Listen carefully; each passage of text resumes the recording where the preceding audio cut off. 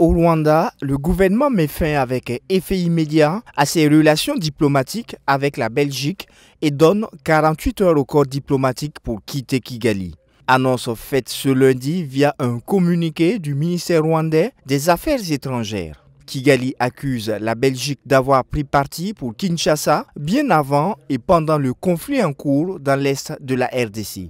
De son côté, Bruxelles regrette une décision disproportionnée et annonce à son tour déclarer persona non grata les diplomates rwandais en poste sur son sol. La situation humanitaire devient critique dans l'est de la République démocratique du Congo. La montée en puissance des tensions ont contraint plus de 850 000 personnes à fuir leur foyer, dont près de la moitié sont des enfants. À ce sujet, l'UNICEF tire la sonnette d'alarme face à l'escalade des violations des droits des enfants dans la province du Sud Kivu. Depuis janvier 2025, les cas de violation des droits des enfants ont augmenté de 150% par rapport à la fin 2024. La fermeture de l'aéroport de Kavumu et la destruction des hôpitaux compliquent les interventions d'urgence. La situation sécuritaire reste fragile avec des négociations en cours. Pas de négociation au Soudan qui est en proie à la crise humanitaire la plus dévastatrice du monde.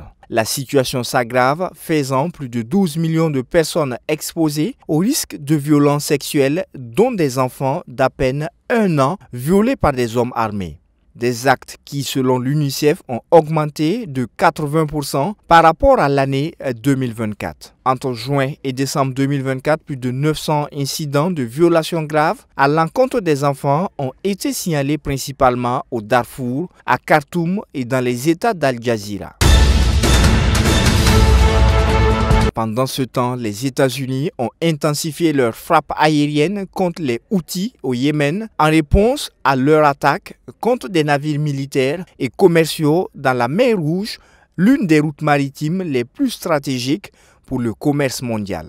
Les frappes américaines ont ciblé des installations Houthis, causant 53 morts et près de 100 blessés. Les Houthis envisagent désormais de bloquer le passage de tous les navires américains dans la mer Rouge et mettent en garde contre les risques d'escalade et les conséquences sur la population civile.